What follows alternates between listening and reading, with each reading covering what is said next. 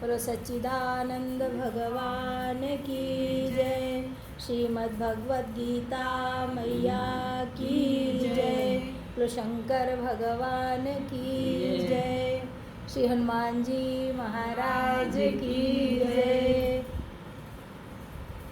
ओम सहनाववतु सहनो भुनक्तु सह वीर्यं करवावहै तेजस्विनावधीतमस्तु मा विद्विषावहै। ओम शांति शांति शांति। शंकरं शंकराचार्यं केशवं बादरायणं सूत्रभाष्ये कृतौ वन्दे भगवन्तो पुनः पुनः। ईश्वरो गुरुरात्मेति मूर्तिभेदविभागिने व्योमवद्व्याप्तदेहाय दक्षिणामूर्तये नमः। सदाशिवसमारम्भां शङ्कराचार्यमध्यमाम् अस्मदाचार्यपर्यन्तां वन्दे गुरुपरम्पराम् वन्दे गुरुपरम्पराम्। अखण्डमण्डलाकारं व्याप्तं येन चराचरं तत्पदं दर्शितं येन तस्मै श्रीगुरुवे नमः। अज्ञानतिमिरान्धस्य ज्ञानाञ्जनशलाकया चक्षुर्मीलितं येन तस्मै श्रीगुरुवे नमः। त्वमेव माता च पिता त्वमेव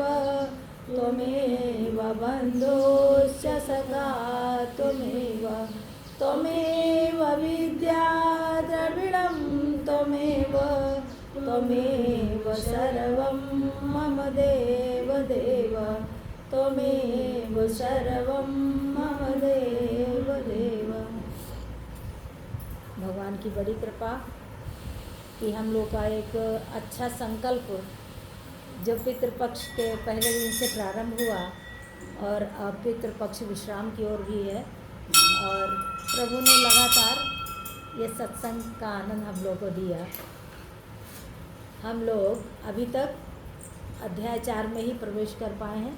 अध्याय 4 का हम लोगों ने कल 32 श्लोक पढ़ लिया था, शाम को भी हुआ था थोड़ी देर के लिए। हाँ, तो हम लोगों ने 32 श्लोक तक का पाठ किया था और अपनी भाषा में टूटी फूटे शब्दों में अर्थ किया था।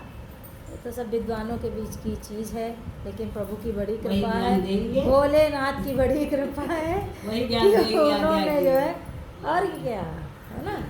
तो बस हम लोग आनंद के लिए अपना ज्ञान जगता हूँ किसी जगता बस भगवान की जब कृपा हो जाती है तो जग जाता है। चलिए अब हम लोग पढ़ते हैं, श्लोक नंबर 33 पढ़ते हैं, है ना। संभवतः आज जो है थोड़ा टाइम आप लोग दीजिए तो आज इसको हम पूर्ण मतलब अध्याय 4 पूरा हो जाए। चलिए पढ़ते हैं। श्रेयान् द्रव्यं याद्य ज्ञान यज्ञः परन्तप सर्वं कर्माखिलं पार्थ ज्ञाने परिसमाप्यते तद्विद्धि प्रणिपातेन परिप्रश्नेन सेवया उपदेक्षयन्ति ते ज्ञानं ज्ञानिस्तत्त्वदर्शिनः। यज्ज्ञात्वा न पुनर्मोहम् एवं यास्यसि पाण्डव येन भूतानि शेषेण द्रक्ष्यस्यात्मन्यथो मयि अपि चेदसि पापेभ्यः सर्वेभ्यः पापकृत्तमः सर्वं ज्ञानप्लवेनैव व्रजनं सन्तरिष्यसि यथेधांसि समिद्धो अग्निर्भस्मात् भस्मसात् कुरुते अर्जुन ज्ञानाग्निः सर्वकर्माणि भस्मसात् कुरुते तथा न हि ज्ञानेन सदृशं पवित्रम् इह विद्यते तत्स्वयं योगसंसिद्धि कालेनात्मनि विन्दति श्रद्धावान् लभते ज्ञानं तत्परः संयतेन्द्रियः ज्ञानं लब्ध्वा परां शान्तिम् अचिरेणाधिगच्छति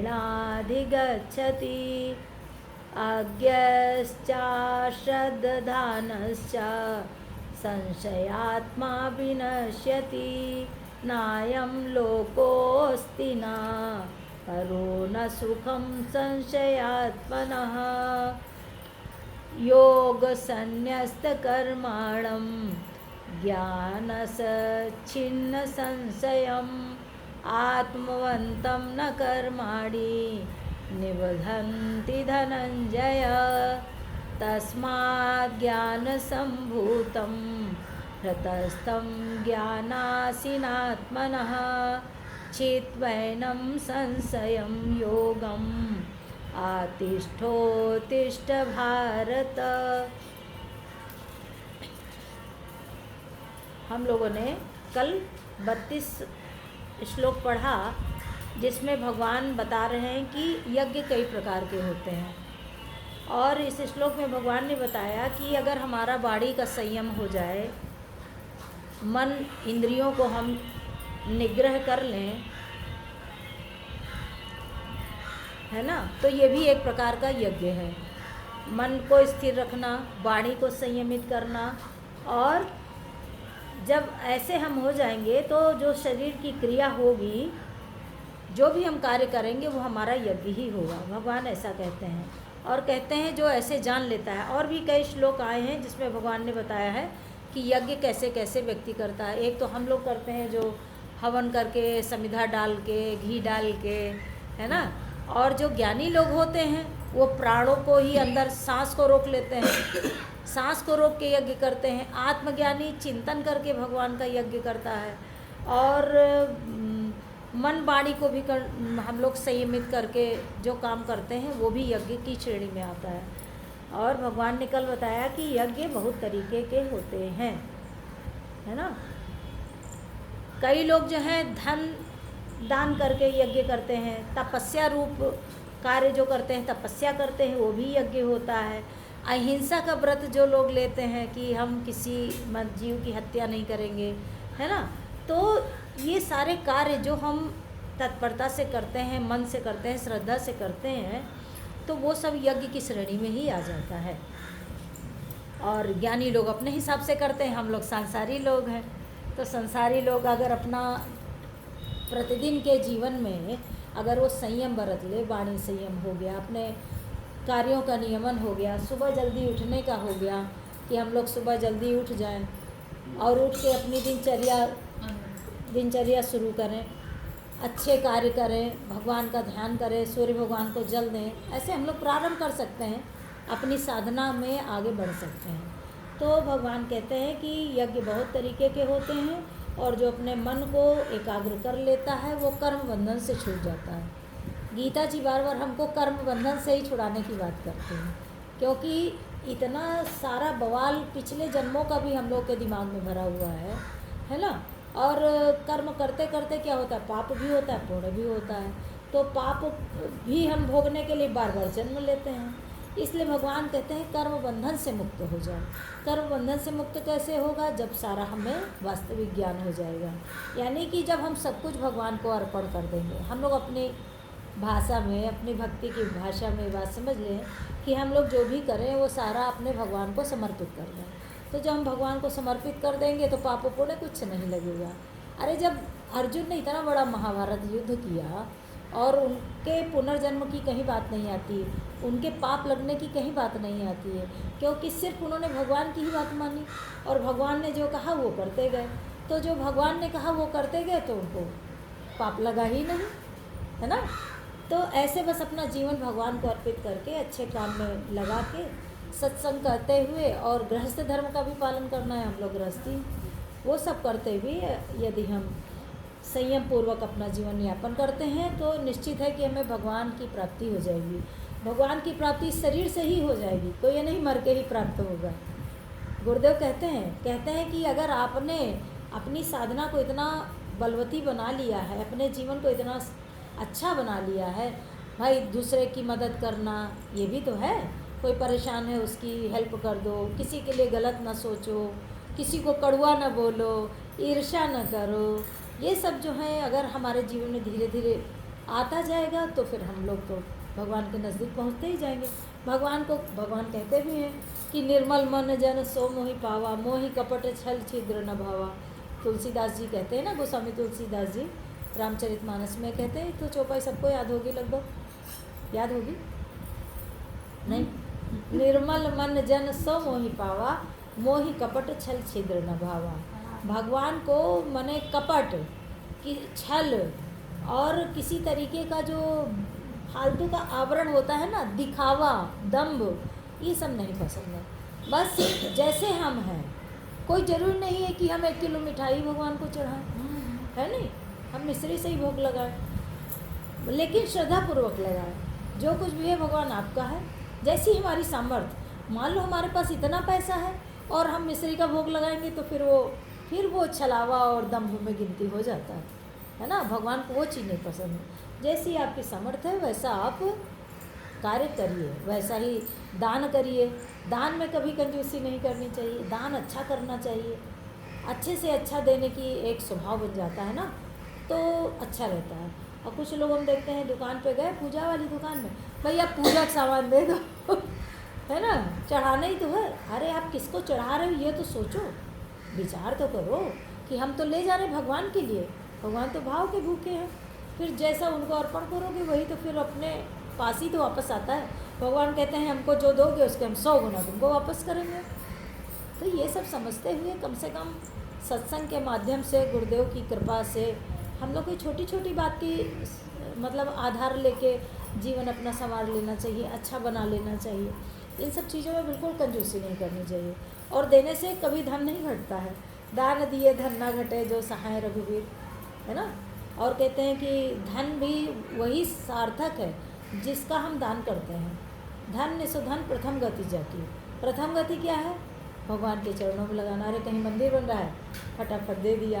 कहीं यज्ञ हो रहा है, वहाँ पहुँचा दिया। कोई साधु संत आ गए, उनको भोजन दे दिया। भाई अब तो ऐसा छोटे छोटे घर हैं और इतने बवाल भी हो गए कि घर में बिठा के तो नहीं खिला सकते, उनको सीधा ही दे दो। या बना रखा है उनको, बाबा ये लो, अपनी सुरक्षा करते हुए। शहरों में और भी बहुत बवाल है ना, कोई अंदर आ जाए, घुस जाए, कुछ और गड़बड़ कर दे। अच्छा करने की सोचिए तो हमेशा वही घटना रहती नहीं। बाबा लोग आए, बुलाओ, बैठा लो, कितने ही लोग हुए हैं। हाँ, अच्छे भी हैं, लेकिन उसमें जो ये बुरे वाले हैं ना, वो ज़्यादा मतलब हमें तो लगता है जो कुछ और दूसरे वाले वो हमारे धर्म को ऐसा करने के लिए वो गलत काम करते हैं। हमारे यहाँ का कोई नहीं करता है, हमारे यहाँ का सब। हाँ, अगर उसके माथे पे तिलक है तो गलत काम नहीं कर सकता। और जो बनावटी तिलक लगा है उसकी जिम्मेदारी नहीं है कि वो क्या कर रहा है, भगवान ही जाने है ना। तो भगवान कहते हैं इस तरह अगर हम अच्छा काम करते रहते हैं तो भगवान कर्म बंधन से मुक्ति हो जाएगी और भगवान की प्राप्ति हो जाएगी। भगवान कहते हैं हे परंतप अर्जुन, हे परंतप अर्जुन, द्रव्य में यज्ञ की अपेक्षा ज्ञानमय यज्ञ अत्यंत श्रेष्ठ है। मतलब धन से अच्छा है कि तुम, धन भी अच्छा है लेकिन उससे आगे, जैसे पहली सीढ़ी, फिर दूसरी सीढ़ी, तीसरी सीढ़ी, ऐसे हम लोग ऊंचाइयों पे चलते हैं ना। इसी तरह भगवान कहते हैं यज्ञ की अपेक्षा ज्ञान श्रेष्ठ है। और ज्ञान कैसा? जो हमारा आध्यात्मिक ज्ञान है, जो हमारा शास्त्रीय ज्ञान है या गुरुदेव की वाणी है, तो वो सबका ज्ञान करना, आत्मा के बारे में ज्ञान करना, तो ये सब जब हम ज्ञान करते हैं तो भगवान कहते हैं वो ज्ञान श्रेष्ठ है। तत्व से भगवान को जानने की बात जो बार बार गीता जी में आती, तत्व से जानने का मतलब भगवान निराकार है, सर्वत्र व्यापी है, सबके हृदय में विद्यमान है, आत्मा ही भगवान है, ऐसा जो ज्ञान है ना। समझ रहे हो? जो भगवान से मिला दे, जो ब्रह्म ज्ञानी बना दे, जो पुनर्जन्म छुड़वा दे, यानी बार बार जन्म लेने का काम ये गीता मैया छुड़वा सकती हैं। बार बार घर में आना अच्छी बात है क्या? कितना दुख होता है, कितना कष्ट होता है बताओ। जन्मत मरत दुसह दुख हो, है ना? लाखों कीड़े काटते रहते हैं जो गर्भ में हम लोग उल्टा टंगे होते हैं, है ना? तो जब ये ज्ञान हो जाएगा तो आवागमन से मुक्ति भी तो मिल जाएगी। तो कहते हैं कि द्रव्य की अपेक्षा ज्ञान श्रेष्ठ है। यावन मात्र संपूर्ण कर्म ज्ञान में समाप्त हो जाते हैं। जितने कार्य हैं, चाहे वो भौतिक हो, चाहे हमारे जो है मतलब भक्ति से संबंधित हो, चाहे ये सारी पढ़ाई लिखाई हो, ये सब कर्म में ही है। सबका आसरा हम लोग एक समय तक ही लेते हैं। जो हमारे वेद मंत्र वगैरह हैं, ये हमारे ग्रंथ हैं, इन सब की जो हम लोग पढ़ाई करते हैं या पढ़ते हैं या इसमें ध्यान लगाते हैं, किस लिए लगाते हैं बताओ? पूजा पाठ किस लिए करते हैं? भोलेनाथ को जल क्यों चढ़ाते हैं बताओ ना? अच्छा, हमें भगवान मिल जाए, मिल जाए। भगवान मिल जाए, इसलिए हम ये रास्ता इस्तेमाल करते हैं, इस रास्ते पर चलते हैं भगवान की प्राप्ति के लिए तो ना। और हमारा परम लक्ष्य यही है। नहीं, अगर सब लोग ऐसे पूजा नहीं करते, सब लोग पूजा करते हैं भगवान हमको कुछ दे दें। तो फिर वो भौतिक पूजा ज़्यादातर बस वही है कि मांगने वाला चीज़ है कि हमें कुछ दे दे, स्वार्थ वाला पूजा। तो फिर वही गीता जी धीरे धीरे सबका दिमाग एकदम दुरुस्त कर देती हैं। पढ़ते पढ़ते पढ़ते पढ़ते दिमाग में आ जाता है, क्यों हम मांगे? जैसे बच्चा छोटा होता है, खुद ही देने वाले हैं ना, बस तो मांगे क्या खुद ही जानते हैं। बस वो जानते हैं कि क्या चाहिए हमारे भक्त को। पहले भक्त तो बनो, भगवान की शरणागति तो लो, श्रद्धावान तो बनो, सत्कर्म तो करो, अच्छे रास्ते पे तो चलो, मांगने की जरूरत नहीं, सब मिलेगा, अपने आप ही सब मिलता है। तो भगवान कहते हैं जितने कर्म हैं वो सब ज्ञान में समा जाते हैं, यानी ज्ञान सर्वोपरि है। अगर हमको ज्ञान हो जाता है तो यानी सब कुछ प्राप्त हो गया। आप भगवान कहते हैं, बहुत अच्छा ये श्लोक है, हमारे गुरुदेव बार बार बोलते हैं इसको हम लोग को बताने के लिए, समझाने के लिए, है ना? हम लोग का आत्म कल्याण हो, गुरुदेव यही चाहते हैं कि हम लोग जो आवागमन से रहित हों, परम ब्रह्म परमात्मा को जाने, आत्मज्ञानी बने। और ऐसा ही ज्ञान हम लोग को हमेशा देते रहते हैं गुरुदेव।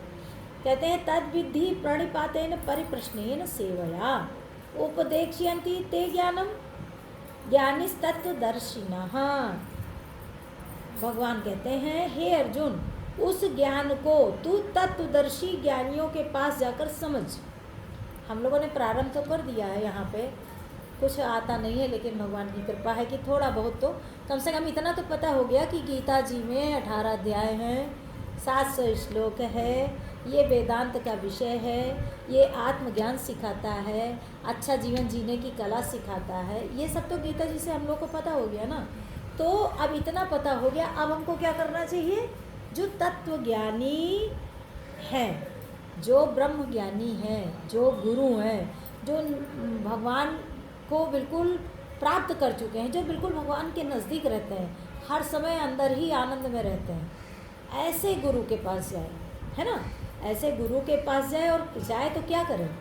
उनसे संसार की बात ना पूछे कि हमारे लड़के की नौकरी नहीं लग रही है और हमारे पोता नहीं हो रहा है, ये सब प्रश्न नहीं करना है। जब तत्वज्ञानियों के पास जाएंगे तो उनको पहले तो प्रणाम करेंगे, है ना? जो पुरुष है वो तो दंडवत करेगा, पूरा साष्टांग दंडवत। कभी कभी क्या देखा हमने, महिलाएं भी पूरा लेट जाती हैं, जबकि ये मना है, ये शास्त्र इसको मना करता है। आप आधा लेट के प्रणाम करिए, है ना?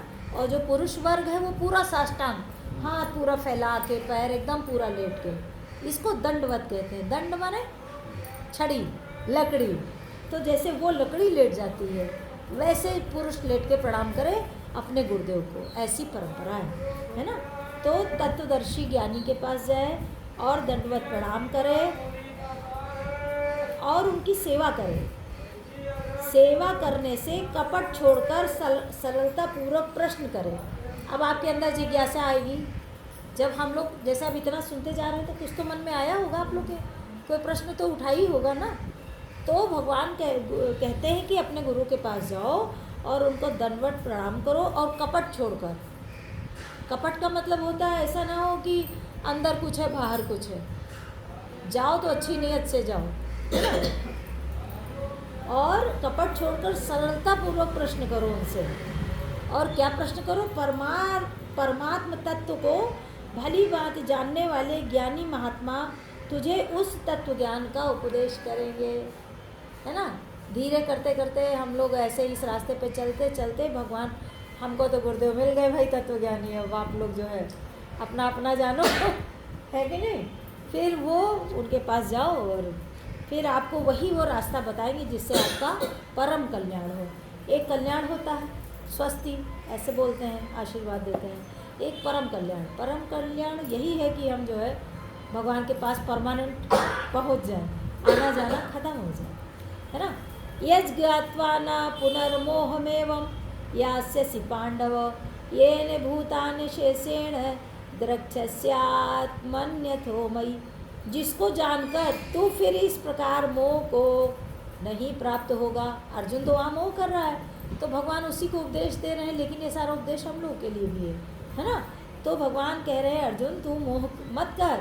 हे अर्जुन, जिस ज्ञान के द्वारा तू संपूर्ण भूतों को निशेष भाव से पहले अपने में और पीछे मुझ सच्चिदानंद घन परमात्मा में देखेगा। यानी जब तुमको प्राप्त हो जाएगा ज्ञान, तो पूरा संसार तुम्हें अपने अंदर ही तो दिखाई पड़ेगा। अच्छा, जैसे आप लोग कोई चीज़ सोचते हो, कोई चीज़ जैसे मार्केट से आपको लाने जाना है, कोई भी चीज़ मान लो, सब्जी लेने गए, कोई सब्जी का नाम आपके मन में पहले आया कि सब्जी पहले आई? नाम पहले आया ना।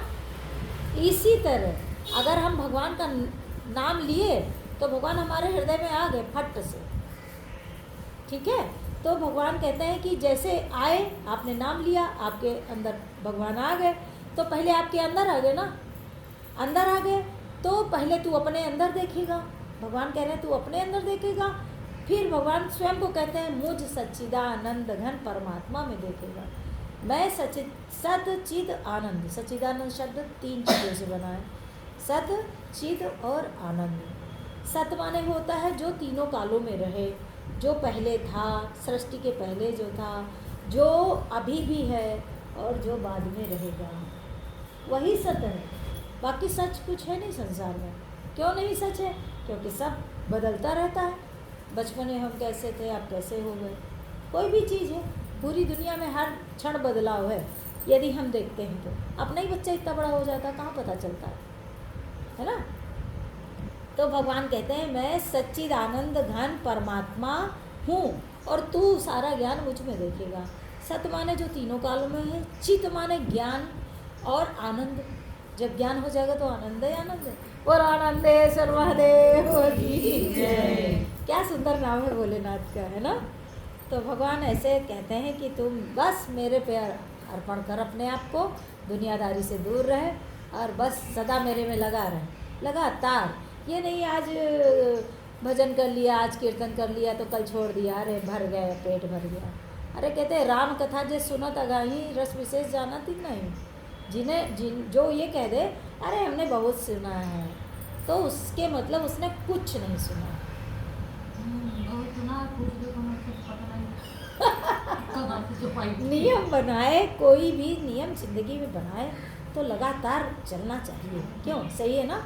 आज हमने शिल्पी को देखो भेजा कि नहीं भेजा कि जाइए आप जल चढ़ा के और बेलपत्र लेके कल की तरह ही आज जाइए अस्पताल।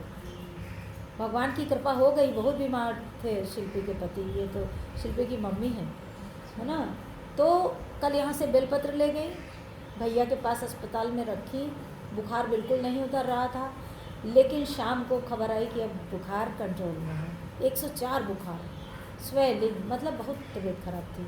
अब आज शिल्पी थोड़ा सा कुनमुन हो गई, जल ना चढ़ाने के लिए सोची जल्दी अस्पताल पहुंच जाए। स्वाभाविक भी है भाई पति के पास पहुंचना, लेकिन हमने उसको कहा नहीं जाओ मंदिर, बात तो पानी ले जाती। हाँ, फिर हमने कहा जल चढ़ाओ और बेलपत्र ले के जाओ। फिर माना उसने मेरी बात। बस यही एक श्रद्धा ही तो फल देती है, श्रद्धा से ही फल प्राप्त होता है। और उसने मेरी बात माना, आई और फिर गई है हॉस्पिटल। प्रभु चाहेंगे शाम तक भैया घर आ जाएंगे, है ना। भगवान कहते हैं बस तू मुझ में अर्पण कर अपने आप को। आपी चेदस पापेभ्य सर्वेभ्य पाप कृतम सर्वम ज्ञान प्लेनयो ब्रजना संतरिष्यसि। यदि तू अन्य सब पापियों से भी अधिक पाप करने वाला है, अगर तू बहुत पापी है, भगवान ने पापियों के लिए भी रास्ता खोल दिया है गीता जी में, है ना, कि अगर तू पापी भी है और तू ज्ञान रूप नौका द्वारा अगर तू ज्ञानी हो गया, भाई जीवन में इतना बड़ा जीवन है, पाप और पुण्य तो सबसे होते हैं, कभी अनजाने में पाप हो जाता है, कभी जान के भी हो जाता है ना। तो भगवान कहते हैं उसकी भी तुम चिंता मत करो। भाई हम लोग भागवत जी जब पढ़ते हैं तो देखो कितने पापियों को भगवान ने तार दिया, है ना, कौन है, गणिका है, अजामिल है, ऐसे कितने उदाहरण आते हैं कि सबको भगवान ने तार दिया, चाहे वो किसी योनि में हो, चाहे वो पक्षी में रहा हो, चाहे पशु में रहा हो, चाहे मनुष्य में रहा हो। तो भगवान का तो काम ही है तारना, भगवान का स्वभाव ही है तार देना। तो भगवान कहते हैं कि यदि तू पापी भी है लेकिन तू अगर ज्ञान रूपी नौका पे चढ़ जाएगा, ज्ञान रूपी नौका पर तू आ जाएगा, यानी ज्ञान प्राप्त करने की जिज्ञासा हो जाएगी, तो भी जो है आप पाप समुद्र से भली भांति तर जाएगा, पार हो जाएगा, है ना, पाप भी आपके समाप्त हो जाएंगे और आप बिना पाप के यानी कि आनंद पूर्वक जो है भगवान की शरणागति प्राप्त कर लोगे। यथेधांसी समिद्धो अग्निर्भस्मसात् कुरुते अर्जुन, ज्ञानाग्नि सर्वकर्माणि भस्मसात् कुरुते तथा। क्योंकि हे अर्जुन, जैसे प्रज्वलित अग्नि ईंधनों को भस्ममय कर देता है ना, कुछ भी डालो, अभी हम कई दिन से यही बात कर रहे हैं कि अग्नि में कुछ भी डालो, अच्छा डालो बुरा डालो, अग्नि का तो स्वभाव है कि वो अपने अंदर स्वाहा, है ना। तो भगवान कहते हैं कि जैसे अग्नि होती है अपने में सब स्वाहा कर देती है, सबको जो है भस्म कर देती है, वैसे ही ज्ञान को भी अग्नि कहा गया है। जो ज्ञान है वो अग्नि की तरह है ना। तो जब हमें ज्ञान हो जाएगा तो जो ये फालतू के विकार हैं, सांसारिक जो झंझावात है, जो परेशानियां हैं, दुख हैं इस संसार के, वो सब नष्ट हो जाएंगे और भगवान की शरण प्राप्त हो जाएगी।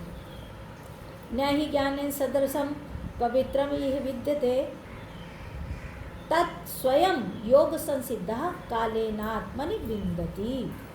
इस संसार में ज्ञान के समान पवित्र करने वाला निसंदेह कुछ भी नहीं है, ठीक, माने ज्ञान से श्रेष्ठ कुछ भी नहीं है।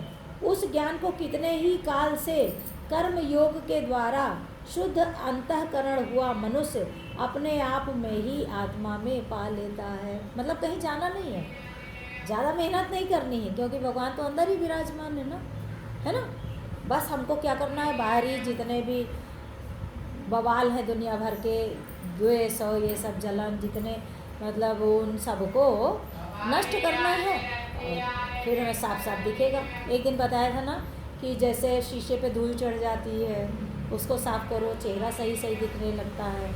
इसी तरह जो अज्ञानता है वो नष्ट हो जाएगी और अपना जो स्वरूप है, सच्चिदानंद वाला स्वरूप है, भाई हम सब आत्मा ही तो हैं, भगवान के ही तो अंश हैं। तो जब भगवान सच्चिदानंद है तो हम लोगों में क्यों कमी है भाई, क्यों कमी कि संसार के बवाल हम लोग के चिपक गए, माया वो चिपक गया है, और जैसे वो हटा गए हम लोग भी सच्चिदानंद हो गए, कोई दूरी नहीं। फिर पढ़ते पढ़ते फिर आएगा ना वेदों में कि अहम ब्रह्मास्मि, हम ही ब्रह्म हैं। वो बहुत साधना के बाद धीरे धीरे पढ़ते पढ़ते वो चीज़ आएगी दिमाग में। तो मनुष्य अपने आप ही आत्मा में पा लेता है ना। आप भगवान कहते हैं श्रद्धावान लभते ज्ञानम तत्परा संयतीन्द्रिया ज्ञानम लब्ध्वा पराम शांति अचिरेणाध गच्छति। भगवान कहते हैं कि अब प्राप्त कैसे भगवान को करोगे, हमको कैसे प्राप्त करोगे, जितेंद्रिय हो जाओ, इंद्रियों को जीतो। ये तो पूरे टाइम गीता में यही चीज़ आ रही है, इंद्रियों को जीतो, इंद्रियों को जीतो। इंद्रियां दो प्रकार की हैं, है ना, कर्मेंद्रियां, ज्ञानेंद्रियां, उनके सबके कार्य अलग अलग हैं। कैसे अपने आप को रोकेंगे, हम तो बस सीधा उपाय यही जानते हैं कि जितना आवश्यक हो बस उतना ही इंद्रियों का इस्तेमाल करो। भूख लगी भोजन कर लिया, अब ये नहीं कि हर समय जो है बार बार खा रहे हैं, है ना। भाई कोई आवश्यक चीज़ है तो हमने देख लिया, अब दिन भर मोबाइल में लगे पड़े। तो बस यही संयमन करना है ना। और संयम करते करते भगवान कहते हैं ना कि जितेंद्रिय हो जाओ, इंद्रियों को जीतो, साधन परायण हो जाओ, साधना करो, थोड़ा जल्दी उठो, भगवान का ध्यान करो, ध्यान में बैठने की आदत डालो, है ना। और क्या करो, श्रद्धावान बनो, जिसके प्रति आपको श्रद्धा हो, है ना। अभी तुम अब जल्दी से गुरु बना लेना, है ना, तुम दोनों मिलके, क्योंकि जितनी जल्दी ये चीज़ हो जाए जीवन में उतना बढ़िया, क्योंकि ये एक प्रकार का अकाउंट खुलता है। अकाउंट खुलता है जब आप पुण्य करते हैं, अच्छे कर्म करते हैं, तो वहाँ पर स्टोर होता जाता है। इसलिए गुरु की ज़रूरत है। और गुरु आपको संसार की भी कोई परेशानी आएगी तो आपको मार्गदर्शन तो करेगा ना। और ज्ञान, गुरु तो बहुत ज़रूरी है। गुरु भी न भव निधि तरह न कोई, जो विरंची शंकर समूह। विरंच माने ब्रह्मा जी, शंकर माने भोलेनाथ, जो विरंची शंकर समूह, यानी इन सब के पास भी गुरु हैं। जब भगवान ने गुरु बनाए तो हम लोग क्या है, इसलिए समय से दीक्षा भी आवश्यक है ना। और फिर क्या होगा, श्रद्धावान होकर हम ज्ञान को प्राप्त होंगे, और ज्ञान को प्राप्त होकर बिना विलंब के, देखा वही बात आ गई ना, तत्काल ही भगवत प्राप्ति रूप परम शांति को प्राप्त हो जाता है ना। जब इस रास्ते पे चलेंगे तो शांति तो मिलेगी, झंझावात तो खत्म होंगे ना, दिमाग शांत होगा कि नहीं। अब जितनी देर हम लोग मंदिर में बैठे हैं, कोई चिंता, इतनी देर हम लोग सत्संग कर रहे हैं, किसी की चिंता है? ये तो बिना पानी के बैठी है अभी तक। ये तो बहुत तगड़ा पुजारी है, ये वाला पुजारी है जिसकी हम बात कर रहे हैं, ये अभी तक पानी नहीं पिया है ना। तो ऐसे भाई प्रणाम करते हैं ऐसे भक्तों को भी। और भगवान कहते हैं जब आप ऐसे करोगे तो फिर आप तुरंत हमको प्राप्त कर लोगे, है ना। श्रद्धावान लभते ज्ञानम, जितेंद्रिय साधन परायण श्रद्धावान मनुष्य ज्ञान को प्राप्त होता है, और ज्ञान को प्राप्त होकर बिना विलंब के, बिना किसी रुकावट के, जरा सा भी देर किए बिना क्या होगा, आप भगवान को प्राप्त कर लोगे। आप भगवान कह रहे हैं अज्ञ श्रद्धा श्रद्धा श्रद्धानश्च संशयात्मा विनश्यति। विवेकहीन और श्रद्धा रहित संशय युक्त मनुष्य परमार्थ से अवश्य भ्रष्ट हो जाता है। कैसा कैसा व्यक्ति, भगवान ने लक्षण बता दिए कि जो विवेकहीन है, जो विचार नहीं कर पाता। क्या विचार? अच्छे और बुरे का, अच्छे बुरे का विचार नहीं कर पाता, क्या सही है क्या गलत है, इसका जिसके पास विवेक नहीं होगा वो परेशान होगा। और श्रद्धा नहीं होगी, स्वयं दादा बनेगा, अरे हमें सब पता रहे, मैं क्या किसी पूछना। वो तो कहते हैं अरे क्या गुरु बनाए, हम खुद ही गुरु हैं, है ना। तो ये श्रद्धा रहित व्यक्ति ऐसे बोलता है, श्रद्धावान नहीं बोल सकता है। और जो संशय रहता है, जिसके मन में संदेह रहता है, हम ऐसा करेंगे पता नहीं भगवान क्या करे या क्या होगा, है ना। तो ऐसा जब संशय होता है तो भगवान कहते हैं वो परमार्थ से भटक जाता है। परमार्थ का मतलब माने श्रेष्ठ कार्य, दूसरों की हेल्प करना, है ना, और दीन दुखियों की मदद कर देना, कोई परेशान है उसको जाके शांति दे देना, है ना। ये सब चीज़ें जो हैं ये परमार्थ है। दूसरे के हित में कार्य करना ही परमार्थ कहलाता है। केवल अपने लिए जियो, अपने लिए खाओ, ये तो कोई भाई जिंदगी नहीं है। क्यों रेणु जी, है अपने लिए जीते रहो, अपने ही चिंते में मर जाओ तो क्या है, जीना बेकार है, जन्म लेना बेकार है, तो कहते हैं। गुरुदेव कहते हैं, संत लोग भी कहते हैं कि 3 तरीके के लोग होते हैं संसार में। 3 तरीके के लोग होते हैं। एक होते हैं जो सिर्फ अपने लिए जीते हैं, घर ही में अपना सब कर लिया, दाल रोटी बना लिए, ये कर लिया, फिर खा लिया, फिर सो गए, फिर टीवी देख लिया, फिर सो गए। एक होता है। एक होता है जो थोड़ा सा उससे बेटर होता है, अपने लिए वाले से अपनों के लिए। वो बेचारा अपने परिवार में ही जूझता रहता है, दूसरी श्रेणी का। ताऊ भी खुश, बाबा भी खुश हो जाए, पूरा परिवार मतलब खुश हो जाए। एक होता है जो सबके लिए, सबके लिए जो जीता है, सबके लिए अच्छा चिंतन करता है, समाज में अपना दायित्व निभाता है, तो सब लोग उसकी प्रशंसा करते हैं, शास्त्र प्रशंसा करता है, भगवान भी प्रसन्न रहता है ऐसे लोगों से। तो यानी कि आपको तीसरे नंबर वाले में आना है ना। सबके लिए अच्छा चिंतन करो। हम लोग रोज़ यहाँ प्रार्थना नहीं करते हैं, भाई प्रार्थना में बड़ी ताकत है, प्रार्थना में मंत्र में बहुत शक्ति है और तुरंत फलीभूत होता है। हम लोग बोलते नहीं है सर्वे भवन्तु सुखिनः, तो सबके जो है कल्याण की ही तो कामना करते हैं। अच्छा एक बात ये भी बता दें कि जो सनातन धर्म है यही सबके, सनातन धर्म ही है गुड्डी जी, सनातन धर्म ही केवल है जो सबके कल्याण की कामना करता है, और किसी धर्म में कोई प्रार्थना नहीं करता दूसरों के लिए, सब अपने लिए करते हैं। एक सनातन धर्म है जो कहता है सर्वे भवन्तु सुखिनः, सर्वे सन्तु निरामयाः, सर्वे भद्राणि पश्यन्तु, माँ कश्चित् दुःख भाग् भवेत्, किसी को दुख ना हो, ये अपना सनातन धर्म है। इसीलिए तो हम लोग सनातनी हैं और हमें गर्व भी करना चाहिए कि हम सनातनी है कि नहीं?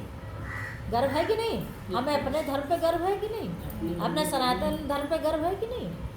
तो भगवान कहते हैं जो परमार्थ से भ्रष्ट, ऐसे लोग परमार्थ से भ्रष्ट हो जाते हैं, और जब भ्रष्ट हो जाते हैं तो ना इस लोक में किसी काम के रहते हैं, परलोक की तो छोड़ दो, इस लोक में भी किसी काम का नहीं रह जाता है, अपने आप में ही परेशान रहता है, दूसरों की क्या हेल्प करेगा? जब इंसान स्वयं में ठीक होगा तभी तो दूसरे के लायक बनेगा। भाई दूसरी की सेवा करनी है तो अपना शरीर तो सही रखना पड़ेगा इंदु जी, है? तो भगवान कहते हैं कि स्वयं ठीक रहो और दूसरे का भी हेल्प करो।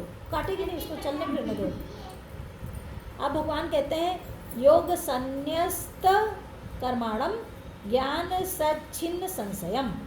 हे धनंजय, भगवान अर्जुन को संबोधित करते हुए कहते हैं हे अर्जुन, जिसने कर्म योग की विधि से समस्त कर्मों का परमात्मा में अर्पण कर दिया है, मतलब कर्म योग की जो विधि बताई है, ये हमारा चौथा अध्याय है ज्ञान कर्म संन्यास योग। इसमें कर्म कैसे करना है भगवान ने 41 श्लोकों तक बताया है, और कहते हैं अगर ऐसा कोई कर्म कर लेगा, इसी मार्ग पर चलेगा,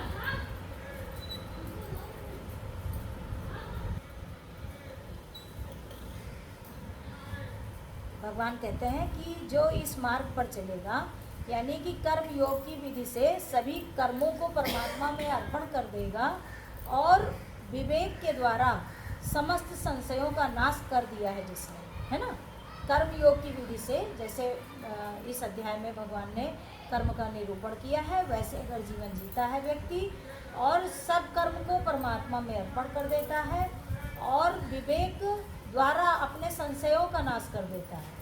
जब हमारे अंदर विवेक आएगा तो फिर जो जितने संशय हैं संसार के, तो वो सब नष्ट हो जाएंगे। ऐसे वश में किए हुए अंतःकरण वाले पुरुष को कर्म नहीं बांधते। कहते हैं, भगवान कहते हैं कि जो ऐसा व्यक्ति होता है जो विवेकवान हो जाता है, वो उसको किसी तरीके का कोई संदेह, कोई संशय नहीं रह जाता है और उसका जीवन आनंदपूर्वक बीत जाता है। और फिर क्या होता है, उसको परमात्मा की प्राप्ति हो जाती। जब किसी कर्म में नहीं बंधेगा तो पाप और पुण्य से भी बचा रहेगा, और जब बचा रहेगा तो फिर भगवान की कृपा बरसेगी। तस्मात् अज्ञान संभूतम हृतस्थम। भगवान कहते हैं कि हे भरतवंशी अर्जुन, हे भरतवंशी अर्जुन, तू हृदय में स्थित इस अज्ञान जनित अपने संशय का विवेक ज्ञान रूप तलवार द्वारा छेदन करके समत्व रूप कर्म योग में स्थित हो जा और युद्ध के लिए खड़ा हो जा। क्योंकि अर्जुन युद्ध करने को तैयार नहीं। भगवान उनको लगातार समझा रहे हैं और कह रहे हैं कि जितना संशय है तुम्हारे मन में, भाई वो दुखी था, अपने परिवार को देख के मोह में ग्रसित हो गया था और कैसे मैं मारूं, ये सारा संदेह था। बहुत सी बातें थी मन में अर्जुन के, जो हम लोग थोड़ा बहुत पढ़ चुके हैं। तो भगवान कहते हैं कि जब तू अपना विवेक ज्ञान रूप तलवार, विवेक और ज्ञान दोनों को भगवान ने तलवार बताया है। तलवार वास्तव में क्या काम करती है? अपनी सुरक्षा के लिए तो तलवार है ना। तलवार यही करती है कि भाई अगर हमें कोई किसी तरीके से परेशान करता, हमारे पास तलवार है तो आत्मरक्षा में हम उसको चला सकते हैं, है ना।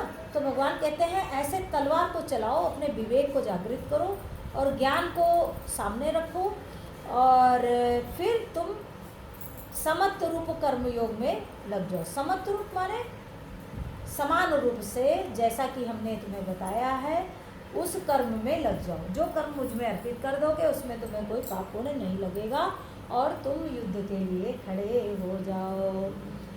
ओम तत्सदिति श्रीमद्भगवत गीता सूपनिषत्सु ब्रह्म विद्यायाम योग शास्त्रे श्री कृष्णार्जुन संवादे ज्ञान कर्म संन्यास योगो नाम चतुर्थो अध्याय।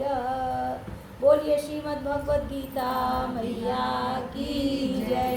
श्री सद्गुरुदेव भगवान की जय। सच्चिदानंद भगवान की जय। ओम पूर्णमदः पूर्णमिदं पूर्णात् पूर्णमुदच्यते पूर्णस्य पूर्णमादाय पूर्णमेवावशिष्यते। ओम शांति शांति शांति। हरि ओम श्री गुरुभ्यो नमः। हरि ओम तत्सत। हरि ओम तत्सत। हरि ओम तत्सत।